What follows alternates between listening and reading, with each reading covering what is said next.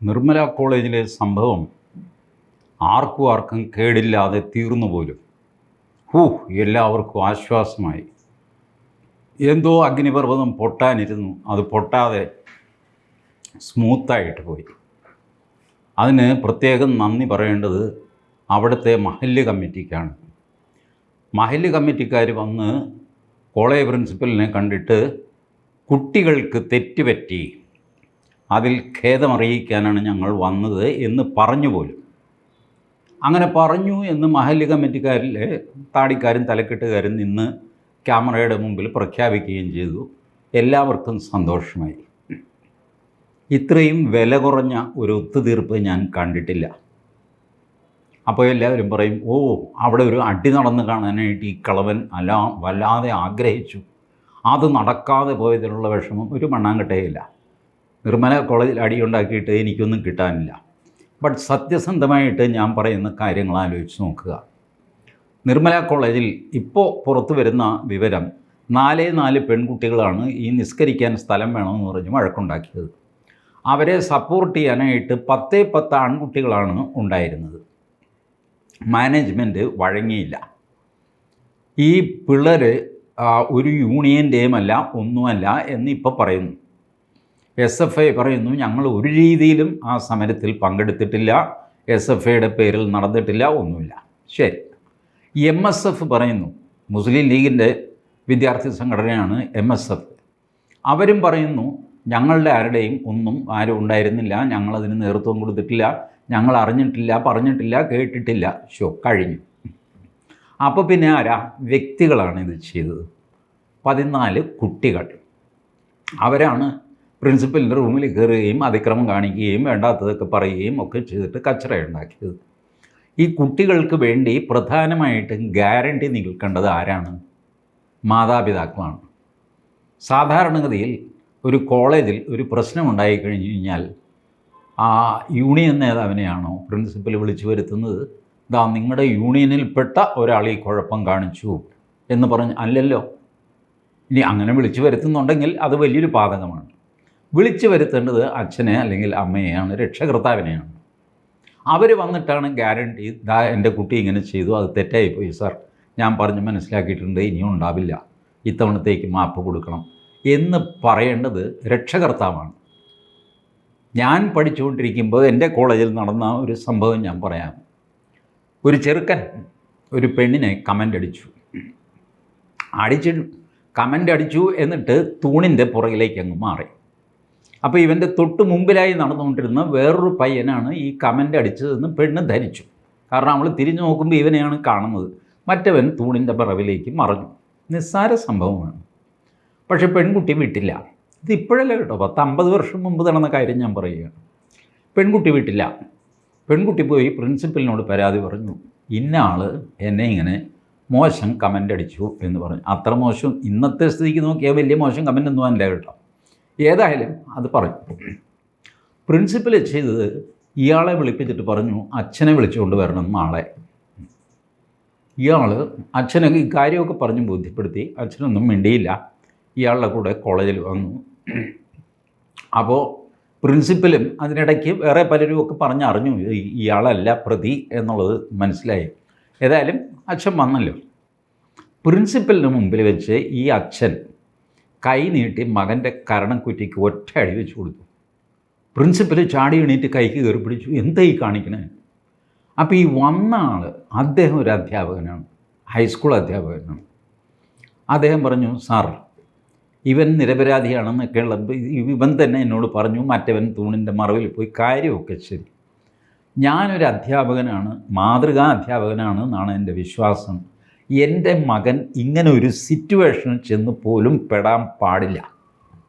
അങ്ങനെ പെട്ടു എന്നുള്ളതിൻ്റെ ശിക്ഷയാണ് ഞാൻ കൊടുത്തത്. അത് സാറിൻ്റെ മുമ്പിൽ വെച്ച് കൊടുക്കണം എന്ന് എനിക്കുണ്ടായിരുന്നു. അതാണ് ഞാൻ ചെയ്തത്. അവൻ കുറ്റക്കാരനല്ലെങ്കിൽ പോലും അവനൊരു അടി അർഹിക്കുന്നു ആ സിറ്റുവേഷനിൽ ചെന്ന് പെട്ടതിന്. Hereafter he must be careful. അവൻ വളരെ സൂക്ഷിച്ച് വേണം കോളേജിൽ പെരുമാറാൻ. കാരണം അവൻ്റെ അച്ഛൻ ഒരു സ്കൂളിലെ ഹൈസ്കൂളിലെ അധ്യാപകനാണ്. ആ വിചാരം അവനെപ്പോഴും ഉണ്ടാവണം. ഇതാണ് ഒരു ഐഡിയലി ഒരു പ്രിൻസിപ്പൽ. പിന്നെ അച്ഛൻ അദ്ദേഹം അധ്യാപകനാണ്. നടന്ന സംഭവമാണ്. ഇതുപോലെ അച്ഛൻ അല്ലെങ്കിൽ അമ്മ രക്ഷകർത്താവ് വന്നിട്ട് വേണം ഈ പിള്ളേർക്ക് ഗ്യാരണ്ടി നിൽക്കാൻ. മഹല്ല് കമ്മിറ്റി ആരാ? മഹല്ല് കമ്മിറ്റി ഇടപെട്ടതോടെ ഇതൊരു വർഗീയ പ്രശ്നമായിട്ട് മാറി ക്ലിയറായിട്ട്. നാളെ ഇനി പ്രശ്നം ഉണ്ടായി കഴിഞ്ഞാൽ പ്രിൻസിപ്പൽ എന്താ ചെയ്യേണ്ടത്? മഹല്ല് കമ്മിറ്റിയെ കോൺടാക്റ്റ് ചെയ്യണം. അച്ഛനും അമ്മയ്ക്കും യാതൊരു വിലയില്ല. ഈ 4 പെൺകുട്ടികൾ പ്ലസ് 10 ആൺകുട്ടികൾ, ഇവർ പല സ്ഥലങ്ങളിൽ നിന്ന് വന്നതാണല്ലോ, എല്ലാവരും മൂവാറ്റുപുഴക്കാരൊന്നും അല്ലല്ലോ. ഈ മൂവാറ്റുപുഴയിലെ മഹല്ല് കമ്മിറ്റി ആരാണ് ഈ കുട്ടികൾക്ക് ജാമ്യം നിൽക്കാനായിട്ട് അവർക്ക് വേണ്ടി മാപ്പ് പറയാൻ, ഖേദം പ്രകടിപ്പിക്കാൻ മഹല്ല് കമ്മിറ്റിക്ക് എന്താ കാര്യം? കോളേജ് ഭരിക്കുന്നത് മഹല്ല് കമ്മിറ്റിയാണോ? അതോ കോളേജിലെ പ്രതിപക്ഷം മഹല്ല് കമ്മിറ്റിക്കാണോ? മഹല്ല് കമ്മിറ്റി എങ്ങനെ ഇതിൻ്റെ റോളിൽ വന്നു എനിക്ക് മനസ്സിലാവണില്ല. ആ മഹല്ലിലെ അംഗങ്ങളാണോ ഈ 14 പിള്ളേർ? അല്ലല്ലോ, 1-2 പേര് കാണുമായിരിക്കാം. ഇനി അങ്ങനെയാണെങ്കിൽ തന്നെ മഹല്ല് കമ്മിറ്റി അല്ലല്ലോ വരേണ്ടത്, അവരുടെ രക്ഷാകർത്താക്കളല്ലേ വരേണ്ടത്. രക്ഷാകർതൃത്വം എന്നു മുതലാണ് മുസ്ലിം പെൺകുട്ടികളാണെങ്കിലും ആൺകുട്ടികളാണെങ്കിലും അവർ പഠിക്കുന്നിടത്ത് മഹല്ല് കമ്മിറ്റിയാണ് അവരുടെ രക്ഷാകർത്താവ് എന്നുള്ള സ്ഥിതി ആയോ കേരളത്തിൽ? ഞാൻ എന്തെങ്കിലും ഒരു കുറ്റം ചെയ്തു കഴിഞ്ഞാൽ എനിക്ക് വേണ്ടി സംസാരിക്കാനും പിടിക്കാനും ഒക്കെ ആയിട്ട് ഏതെങ്കിലും ഹിന്ദു സംഘടനയാണോ വരേണ്ടത്? അതോ എൻ്റെ ബന്ധുക്കളോ ഭാര്യയോ മറ്റടുപ്പക്കാരോ ആണോ വരേണ്ടത്? അവരല്ലേ ആദ്യം വരേണ്ടത്. കാരണം ഇതൊരു സംഘടനാ പ്രശ്നമൊന്നുമല്ല. സംഘടനകളെല്ലാം ഒഴിഞ്ഞല്ലോ. സംഘടനകൾക്ക് യാതൊരു റോളുമില്ല. SFIക്ക് റോളില്ല, MSFന് റോളില്ല, വേറെ ആർക്കും റോളില്ല. പിന്നെ എന്താ? വ്യക്തിപരമായിട്ട് ഈ പെൺകുട്ടികളോ ആൺകുട്ടികളോ കാണിച്ച ഒരു തെറ്റ്, ആ തെറ്റിന് ജാമ്യം നിൽക്കേണ്ടത് അവരുടെ രക്ഷകർത്താക്കളാണ്, മഹല്ല് കമ്മിറ്റി അല്ല. മഹല്ല് കമ്മിറ്റി ഇടപെട്ടു എന്നുള്ള ഒറ്റ കാരണം കൊണ്ട് ഇതിനൊരു വർഗീയ നിറം വന്നിരിക്കുന്നു ഇല്ലേ? അതല്ലെങ്കിൽ നോർമൽ കേസിൽ ഒരു ഡിസൊബീഡിയൻസ് ആയിട്ട് അവസാനിക്കേണ്ട കാര്യം ഒരു റിലീജിയസ് എഗ്രിമെൻ്റായിട്ട് ആണ് ഇപ്പോൾ അവസാനിച്ചിരിക്കുന്നത്. It is an agreement between Christians and Muslims ഇല്ലേ? ക്രൈസ്തവ സഭയും മഹല്ല് കമ്മിറ്റിയും തമ്മിൽ നടത്തിയ ഒത്തുതീർപ്പ്. ഇതാണ് നിർമ്മല കോളേജിൽ നടന്നിരിക്കുന്നത്. ഇതാണ് ഏറ്റവും ഡേഞ്ചറസ് ആയ ഒത്തുതീർപ്പ്. ഇനി ഇതിൻ്റെ കാരണവും കൂടെ പരിശോധിക്കുക, സത്യസന്ധമായിട്ട് പരിശോധിക്കുക. ഈ സിറ്റുവേഷൻ പല കോളേജുകളിലും വന്നു കഴിഞ്ഞാൽ ഒരു ഹിന്ദു ക്രിസ്ത്യൻ കൂട്ടായ്മ ഉണ്ടാകും എന്ന് മുസ്ലിങ്ങൾ ഭയക്കുന്നു, ക്രൈസ്തവ നേതാക്കളും ഭയക്കുന്നു. ഞാൻ കഴിഞ്ഞ വീഡിയോയിൽ പറഞ്ഞിരുന്നല്ലോ ക്രൈസ്തവ നേതാക്കളുടെ പെരുമാറ്റം എങ്ങനെയാണെന്ന്. മുഴുവൻ പേരും അങ്ങനെയാണെന്ന് പറയുകയല്ല, അങ്ങനെയും ഒരു വിഭാഗമുണ്ട്. അവരാണ് തൊടുപുഴ ന്യൂമാൻ കോളേജിലെ അധ്യാപകൻ്റെ കൈവെട്ടിയപ്പോൾ അദ്ദേഹത്തെ പിരിച്ചുവിട്ട ടീം. ആ ടീമൊക്കെ ഇപ്പോഴും സജീവമായിട്ട് ക്രൈസ്തവ സഭയിലുണ്ട്. ആ ടീം മുൻകൈ എടുത്തിട്ട് നടത്തിയ ഒരു ഒത്തുതീർപ്പ് ചർച്ചയാണ് നിർമ്മല കോളേജിൽ നടന്നത് എന്ന് ഞാൻ പറയും. അതല്ലെങ്കിൽ നിങ്ങൾ മഹല്ല് കമ്മിറ്റിയെ എൻ്റർടൈൻ ചെയ്യാനേ പാടില്ല പ്രിൻസിപ്പൽ. ഏത് കമ്മിറ്റി, ഏത് മഹല്ല്? ഈ കുട്ടികളെ ഇവിടെ കൊണ്ടുവന്ന് ചേർത്തതാരാ? അച്ഛനുണ്ട്, അമ്മയുണ്ട്, അവരോട് വരാൻ പറ. അവരോടാണ് എനിക്ക് സംസാരിക്കാനുള്ളത്. അവരാണ് ഈ കുട്ടികൾക്ക് ഗ്യാരണ്ടി നിൽക്കേണ്ടത്.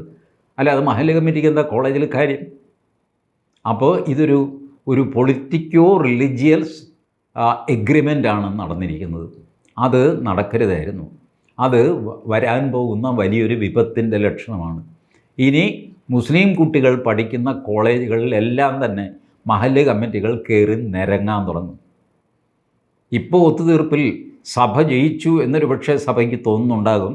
ഇത് സഭയുടെ തോൽവിയുടെ ആദ്യത്തെ പടിയാണ് മഹല്ല് കമ്മിറ്റിയുമായിട്ട് എത്തിയിരിക്കുന്ന ഈ എഗ്രിമെൻറ്റ്. ഇത് ചെയ്യേണ്ടത് കുട്ടികളുടെ മാതാപിതാക്കളെ വിളിച്ചിട്ട് അവർ വഴിക്കായിരുന്നു ഈ പിള്ളേരെ നേർവഴിക്ക് നയിക്കേണ്ടത്. അതല്ലാതെ മഹല്ല് കമ്മിറ്റിക്കാണ് ഇവരുടെ ഉത്തരവാദിത്വം എന്ന് ഭംഗ്യന്തരേണ സമ്മതിച്ചതിലൂടെ ഈ മതപുരോഹിതന്മാരാണ് കാര്യങ്ങൾ തീരുമാനിക്കുന്നത്, 2 വശത്തെയും മതപുരോഹിതന്മാരാണ് കാര്യങ്ങൾ തീരുമാനിക്കുന്നത് എന്ന് വന്നിരിക്കുന്നു.